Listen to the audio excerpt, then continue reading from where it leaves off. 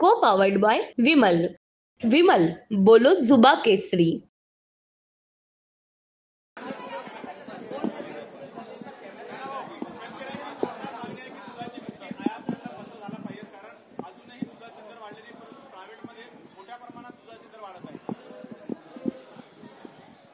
परवा विधानसभेमध्ये आम्ही मुद्दा उपस्थित केलेला होता.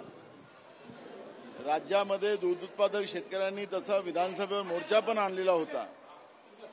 पण राज्यातलं आणि केंद्रातलं सरकार हे शेतकरी विरोधी आहे असं एकदम स्पष्ट झालेलं आहे. केंद्र सरकारने ज्या आयात करणाऱ्या काही वस्तू आयात करायचा निर्णय घेतलेला आहे त्याच्यामध्ये दुधाची भुकटी पण आयात करायचा निर्णय सरकारने केला आणि ते विदाऊट आयात ड्युटी न लावता ते देशामध्ये आणायचं.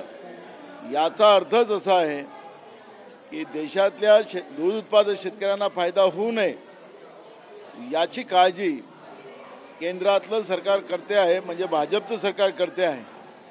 आणि त्यांचेच भाऊ हे डबल इंजिनवाले शेतकरी विरोधी हे महाराष्ट्रात बसलेले आहेत. यांनी गुजरातच्या अमूल डेअरीला कसा फायदा मिळेल याच्यावर सातत्यानं लक्ष घातलेलं आहे. आणि म्हणून देशाच्या दूध उत्पादकांना जो दुधाचा दर मिळतो तो सगळ्यात कमी दर असेल तर तो महाराष्ट्रात आहे. बाकी राज्यामध्ये जवळपास 40 रुपये लिटर दुधाला भाव मिळतो, पण महाराष्ट्रामध्ये 27 रुपये लिटर दुधाला भाव दिला जातो. आणि ह्याच कंपन्या शेतकऱ्यांचा दूध आपल्या पॅकेटमध्ये टाकला तर त्या दुधाची किंमत 45 ते 50 रुपये केली जाते. म्हणजे ग्राहकाला महागडं दूध पण उत्पादकाला कमी पैसे कसे मिळेल याच्यावर जे BJPचं नियोजन आहे त्याच्यामध्ये शेतकरी पिसला जातो आहे. आणि शेतकरी विरोधी धोरण हे भाजपचं कायम आहे. आणि म्हणून त्या दृष्टिकोनातून जे आयात आता दूध भुकटी केली जाते आहे ते शेतकऱ्यांच्या जखमेवर मीठ चोळणार आहे, त्याला आमचा विरोध आहे. नाना, मात्र विखे पाटील यांनी थेट आरोप केलेला आहे की राजाराम बापू दूध सहकारी असेल किंवा थोरातांचं असेल अशा मोठमोठ्या संस्थेनेच खरंच दूध दिलं नाहीये महाराष्ट्र सरकार डेअरीला, त्याच्यामुळे हे सगळा परिणाम भोगायला. दोन गोष्टी आहेत. विखेंचं वेगळी पोटदुखी आहे, त्यांचं नगर जिल्ह्यातलं भांडण आहे, विरोधकांवर आरोप करणं हे त्यांचं काम आहे. पण प्रश्न आहे की महाराष्ट्राच्या दूध उत्पादकांना जे 27 रुपये दर दिला जातो आहे तर दर कमी जास्त करण्याचे अधिकार हे राज्य सरकारचे आहेत. राज्यांनी अमूलसाठी जे महाराष्ट्राच्या दूध उत्पादक शेतकऱ्याचं जे नुकसान करत आहे ते का ते लपवत आहेत, त्याच्यावर का बोलत नाही. आखरी राज्यातलं सरकार हे गुजरात धार्जनी आहे हे जे आम्ही सातत्यानं म्हणतो तोच विषय पुढे येत आहे.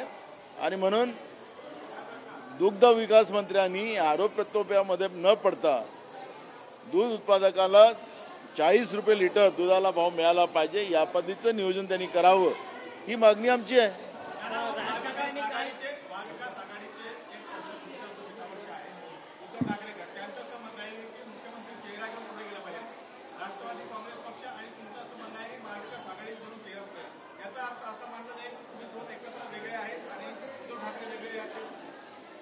बघा, आमच्या महाविकास आघाडीमध्ये हिटलरशाही नाही. आपलं मत मांडण्याचा अधिकार आहे. त्यामुळे प्रत्येकाला आपले मतं मांडायचा अधिकार आहे. पण ज्यावेळेस महाविकास आघाडी म्हणून आम्ही बसू त्यावेळेस एकत्रित आम्ही राज्याच्या जनतेसमोर जाऊ अशा पद्धतीची भूमिका आमची आहे. त्याच्यामुळे मतभेद नाही, मतं मांडण्याचा अधिकार आहे.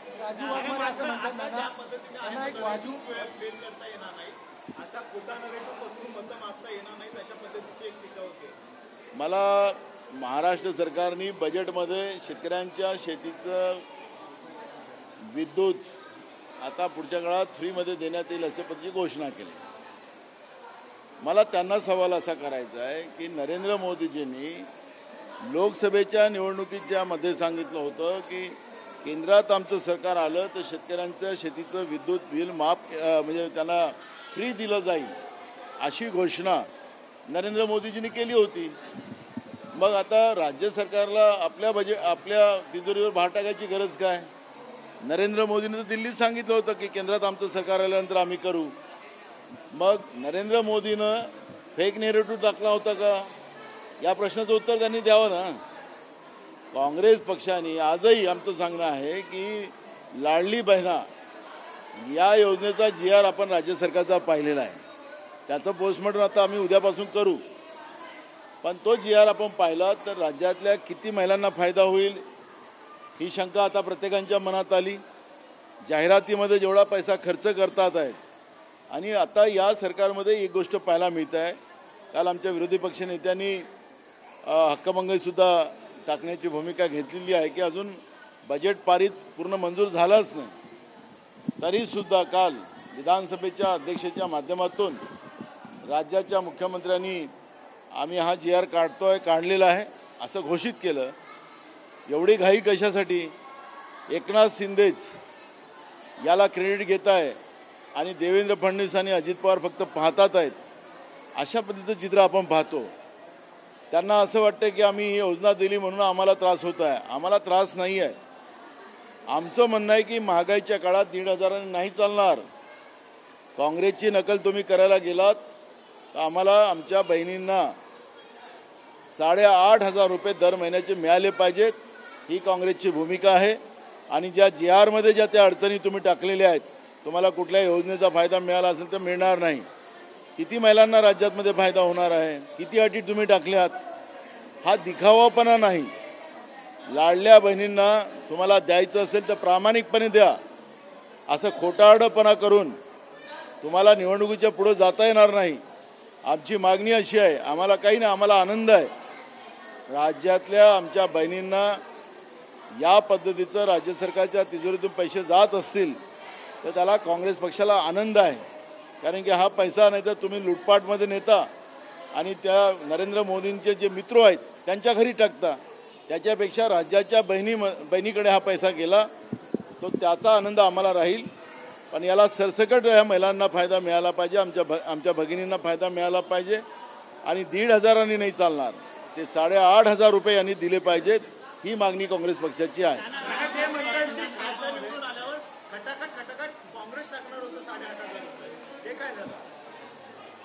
आमचं सरकार आलं असतं तर आम्ही खटाखट टाकलं असतं. पण आता आमचं 20-25 खासदारांनी आमचे कमी आलेत, हे पैलवान झालेत. म्हणून यांनी आता मित्रांच्या घरी लोकांचे पैसे लुटून खटाखट लुटून मित्रांना देणं हे त्यांनी थांबवावं, ही आमची भूमिका आहे. राज ठाकरे मुलाखतीत एका म्हटले की लोकसभा निवडणुकीनंतर सगळ्यांनी बोध घ्यायला हवा, जमिनीवरती आलेले. आता ते कोणाला म्हटले आणि त्याच्यावर प्रतिक्रिया आम्ही काही देत नाही. नाना राजू वाघमारे असं म्हणतात नाना 21% केला जाणार आहे. मात्र तो ठाणे, नवी मुंबई आणि मुंबई या शहरांसाठी एसटी सगळ्यात मोठं ग्राहक आहे. ते ग्रामीण भागामध्ये डिझेल भरत असतात. एसटीची जुळी रिकामीच राहिली असं म्हणायचं. मला तुम्ही एक गोष्ट पाहिली असेल की हा महाराष्ट्राच्या इतिहासातला सगळ्यात म्हणजे राज्याच्या जनतेला उदासीन करणारा आणि राज्याच्या जनतेची दिशाभूल करणारा हा पहिला बजेट असेल महायुतीच्या सरकारने. आणि याच्यामध्ये आपण एक गोष्ट पाहिली की पेपर आणि TV अनेक बातम्या पहिलेच दिवशी होऊन गेल्यात. मुख्यमंत्र्यांच्या कार्यालयातून जवळपास या बातम्या बजेटमध्ये काय येणार आहेत त्या पहिलेच पेरल्या गेल्या होत्या. उद्या विधानसभेत आम्ही ते बोलू. आखरी हा बजेट लीक का करण्यात आला? आखरी आपण पाहिलं की हा थातुरमुतूर बजेट आहे, हा राज्याच्या जनतेचा नाही. आम्हाला वाटलं की याच्यामध्ये महागाई कमी केली जाईल, शाळेतल्या मुलांच्या पुस्तकावर लागणारा GST कमी केला जाईल, काही गोष्टी सस्त्या केल्या जातील असं आम्हाला वाटलं. पण राज्य सरकारने महागाई कमी करण्यापेक्षा महागाईला वाढवण्याच्या दृष्टिकोनातली कशी पावलं उचलता येईल त्याच्याबद्दलचा संदेश दिलेला आहे. शेतकऱ्यांचं सरसकट कर्ज माफ करण्याची भूमिका आम्ही मांडली होती, ती सरकार करायला तयार नाही. शेतकरी विरोधी असल्यामुळे शेतकऱ्यांसाठी करायची गरज नाही असं त्यांचं मत आहे. आणि जे विद्युत बिल माफ करण्याचं त्यांनी सांगितलेलं आहे ते पण अजून संशयात आहे. नेमकं यांचं म्हणणं काय? आतापर्यंतची बिलं की पुढचे बिलं याच्याबद्दलचं अजूनही संभ्रम आहे. ते आता विधानसभेमध्ये ते स्पष्टता केली तर त्याच्यावरची प्रतिक्रिया आपल्याला देता येईल. पण हे सगळ्यात फेकू आणि जुमलेबाज बजेट हा महाराष्ट्र शासनाने महाराष्ट्राच्या जनतेने पहिल्यांदा या महायुतीचा पाहिलेला आहे. राजू वाघमारे असं म्हणतायत की ज्या पद्धतीनं हे मुख्यमंत्री पदाचा चेहरा घेऊन चाललेले आहेत, उद्धव ठाकरे यांना चेहरा नको आहे, मुख्यमंत्री उद्धव ठाकरे काँग्रेसला नको आहे, कोणत्याही परिस्थितीमध्ये मुख्यमंत्री म्हणून उद्धव ठाकरे काँग्रेसला नको आहे, अशी अंतर्गत वळून तुम्हाला माहिती मिळेल अशा प्रकारचा गंभीर आरोप राजू वाघमारेंनी केला. आमचा प्रवक्ता उत्तर देईल. मुंबई सत्र न्यायालयातील जे न्यायाधीश आहेत राहुल रोकडे यांची बदली करण्यात आली आहे. खरं तर 12 जुलैला त्यांच्या अधिपत्याखाली शिखर बँकेच्या घोटाळ्याच्या संदर्भात सुनावणी होणार होती. राहुल रोकडे यांच्या नेतृत्वाखालीच खरं तर महाराष्ट्र सदन, भोसरी भूखंड आणि शिखर बँक घोटाळा प्रकरण असे अनेक जे सुनावण्या आहेत त्यांच्या हाताखालून गेलेल्या आहेत. अंतिम टप्प्यापर्यंत पोहोचलेल्या असताना त्यांचा आता बदली करण्यात आलेली आहे. 2 दिवसाच्या पहिले सत्ताधारी पक्षांच्या आमदारांवर दंड ठोठवण्याचं काम कायद्यानुसार ज्यांनी केलं होतं त्यांचं नाव जस्टिस रोकडे होतं. कायद्याप्रमाणे जे जे काही होईल ते करण्याचं काम प्रामाणिकपणे जस्टिस रोकडे करत होते. पण आता हे सत्ता पक्षाचे लोक जिथं फसलेले आहेत यांचं पितळ उघडं होणार आहे आणि ते पितळ उघडं झालं नाही पाहिजे म्हणून जस्टिस रोकडेंची तातडीनं त्या पदावरून उचलबांगडी करण्याचं काम जे झालेलं आहे. सरकारचा न्यायव्यवस्थेमध्ये हस्तक्षेप हेच खऱ्या अर्थानं शाहू फुले आंबेडकरांच्या महाराष्ट्राचं दुर्भाग्य आहे. न्यायव्यवस्था ही मजबूत असली पाहिजे. न्यायव्यवस्थेला स्वतंत्र अधिकार आहेत. पण या सरकारमध्ये केंद्राच्या आणि राज्याच्या भाजप-प्रणीत सरकारमध्ये न्यायव्यवस्थासुद्धा हे स्वतंत्र नाही याचं हे लक्षण आहे. आणि म्हणून भीतीपोटी जस्टिस रोकडेंची बदली केली गेली अशा पद्धतीचं चित्र आहे. पण न्यायदेवतेवर आमचा विश्वास आहे की हे जेवढे मग शिखर बँकेचे प्रॉब्लेम होत, जमिनीच्या घोटाळ्यांचे प्रॉब्लेम होत, जमिनीच्या घोटाळ्यामध्ये एका संविधानिक पदावर बसलेल्या व्यक्तीवरही 3,000 रुपयाचा दंड झालेला आहे या सत्ता पक्षाच्या माणसावर. त्याच्यामुळे भयभीत झालेल्या महायुती सरकारने या पद्धतीचं न्यायव्यवस्थेमध्ये हस्तक्षेप करणं हे महाराष्ट्रासारख्या राज्याला भूषणावं नाही. त्याचा आम्ही विरोध करतो. देवेंद्र फडणवीस म्हणतात की काल भारताने जशी वर्ल्ड कप फायनल मॅच जिंकली तशा पद्धतीने आम्ही आगामी काळात महायुती म्हणून विधानसभेची मॅच सुद्धा जिंकू. आमच्या मित्रांनी ऐकलं नसेल कारण रात्रीचे नारे मी पण मॅच पाहत होतो. इंडिया इंडिया इंडिया इंडिया जिंकेल. तुम्हाला सांगतो की अजून मित्रांना माहिती नाही. जमिनीवरचं पुष्कळ सारं मला माहिती आहे. त्यामुळे स्वाभाविक आहे हारलेल्या व्यवस्थेतले आमचे मित्र आपल्या सैन्याला थोडी ताकद देण्याचा प्रयत्न करतात आहे. तो त्यांचं काम आहे. पण इथं इंडिया जिंकेल हा विश्वास महाराष्ट्राच्या जनतेला आहे.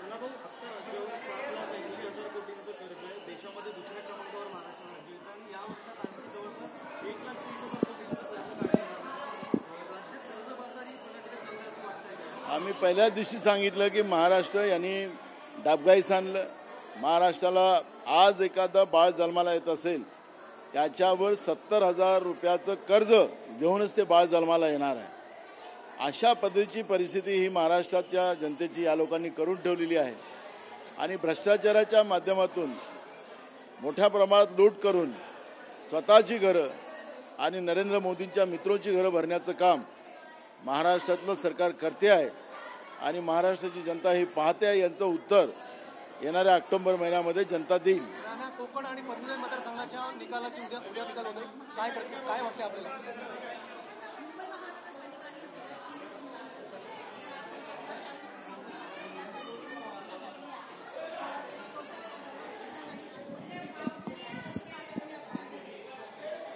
प्रशासक आणि सरकार हे गेल्या 3 वर्षापासूनचा जो लोकशाहीचा विश्वासघात करणारं जे सरकार महाराष्ट्रामध्ये बसलेलं आहे त्या सरकारचं हे पाप आहे.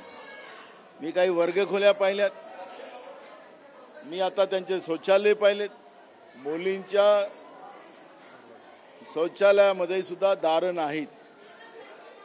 मुंबईसारख्या शहरामध्ये, मुंबई ही आमच्या देशाची नव्हे तर जगाची ओळख आहे आणि इथं सर्वसामान्यांच्या मुलामुलींना शिकण्याच्या दुरवस्था या सरकारच्या भ्रष्टाचारी मानसिकतेमुळे निर्माण होत असेल ते मुंबईसहित पूर्ण महाराष्ट्राचं दुर्भाग्य आहे.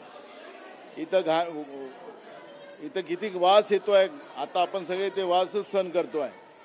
आमची लहान लहान मुलं, चिमुरडी मुलं, शिक्षक इथं कसे राहत असतील हा प्रश्न माझ्यासमोर उपस्थित झालेला आहे. उद्या विधानसभाचं हाऊस सुरू झालं तर मी हा प्रश्न मांडणार आहे. सरकारला याची जाणीव आम्ही करून देणार आहे. गोरगरिबांच्या, सर्वसामान्यांच्या मुलामुलींना महानगरपालिका, नगरपालिका, जिल्हा परिषद शाळेमध्ये शिकणाऱ्या मुलामुलींना सरकार असं वागवत असेल ते कदापि आम्ही सहन करणार नाही. विधानसभेत मांडू, वेळ आलं तर रस्त्यावर पण काँग्रेस याला मागं पुढे पाहणार नाही. अध्यक्ष इथून आमदार आहेत. खरं तर विधानसभा अध्यक्षांनी आपल्या सगळ्या ज्या मूलभूत सुविधा आहेत त्यांच्या मतदारसंघातल्या त्याकडे लक्ष न देता अधिक राजकारणाकडे लक्ष. ते एका संविधानिक पदावर आहेत, त्याच्याबद्दल मी त्यांना बोलणार नाही. पण वाईट परिस्थिती आहे एवढंच इशारा या ठिकाणी उद्या निवडणुकीचे निकाल येत आहेत. कोकण आणि शिक्षक मतदारसंघामध्ये काय असेल? 4ही जागा महाविकास आघाडी जिंकेल. को पावर्ड बाय विमल. विमल बोलो जुबा केसरी.